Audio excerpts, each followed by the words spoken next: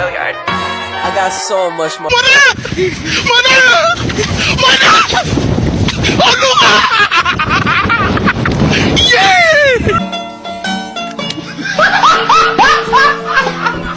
Are ya ready, kids? Aye, aye, Captain! I can't hear you! Aye, aye, Captain! Oh!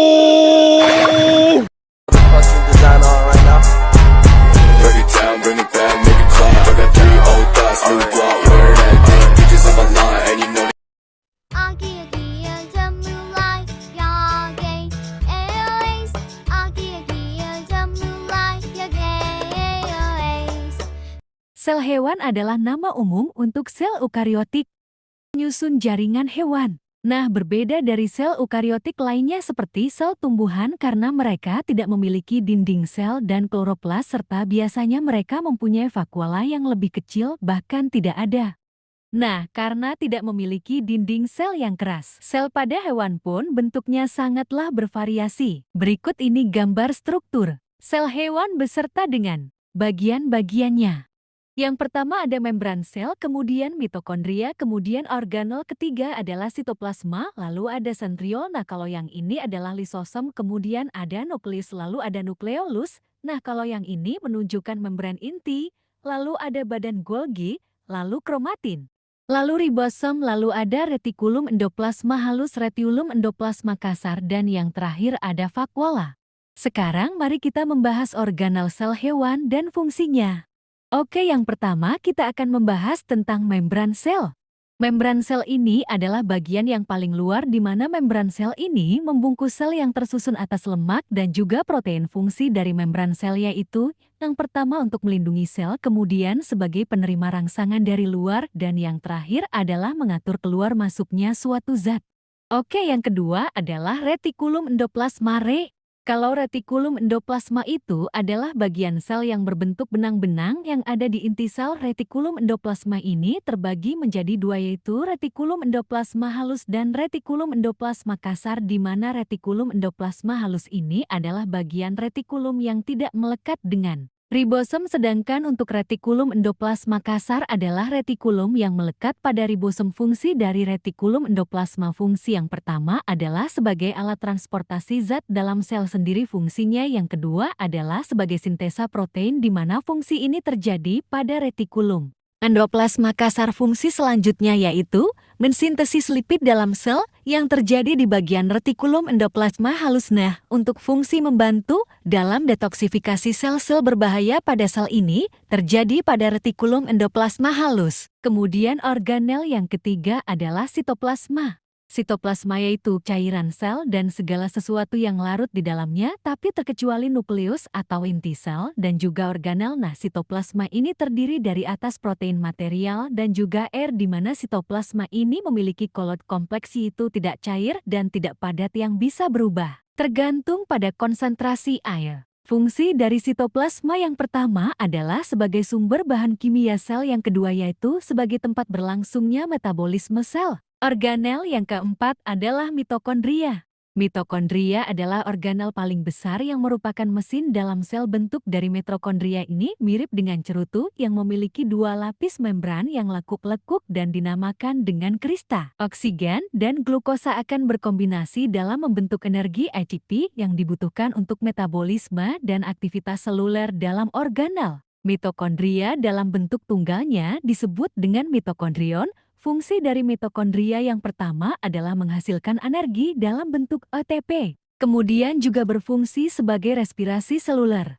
Organel yang kelima adalah lisosom. Lisosom merupakan organel yang berupa kantong terikat di membran yang berisikan kandungan enzim hidrolitik yang dipakai dalam mengontrol pencernaan intraseluler dalam keadaan apapun. Nah, fungsi dari lisosom ini adalah sebagai pemasukan makromolekul dari luar menuju ke dalam sel dengan mekanisme endositosis. Kemudian lisosom ini juga berfungsi untuk mencerna materi dengan memakai fagositosis. Kemudian fungsi selanjutnya adalah mengontrol pencernaan intraseluler, dan fungsi terakhir lisosom sebagai penghancuran organel sel yang rusak atau otofagi.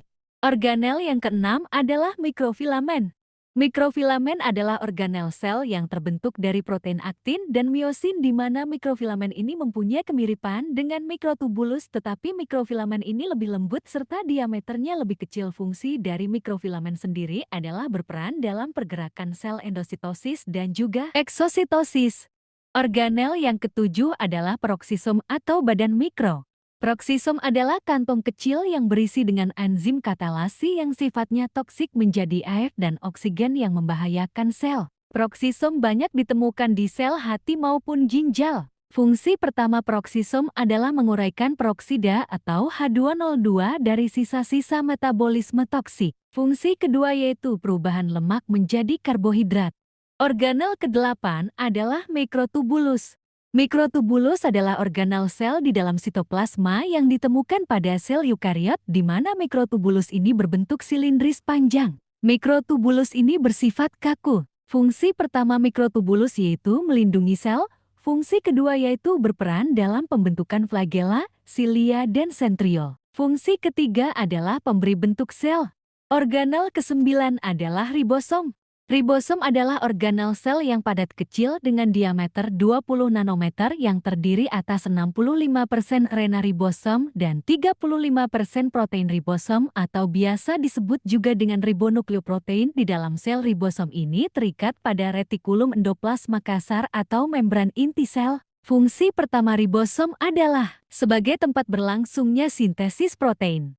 Organel ke-10 adalah sentriol. Sentriol adalah struktur berbentuk tabung yang bisa ditemukan pada sel eukariota. Sentriol sendiri ini juga mengambil peran dalam pembelahan sel di mana sepasang sentriol yang membentuk struktur gabungan disebut dengan sentrosom. Fungsi dari sentriol sendiri adalah sebagai tempat proses pembelahan sel dalam membentuk benang spindle. Fungsi kedua yaitu berperan sebagai pembentuk silia dan flagella. Organel ke-11 yaitu badan Golgi. Badan Golgi biasa disebut aparatus Golgi di mana organel ini dikaitkan dengan fungsi ekskresi sel. Badan Golgi sendiri dapat ditemukan pada semua sel eukariotik dan terdapat pada fungsi ekskresi. Badan Golgi sendiri berfungsi untuk membentuk vesikula atau kantong untuk ekskresi, kemudian membentuk membran plasma lalu membentuk lisosom dan juga berfungsi untuk protein.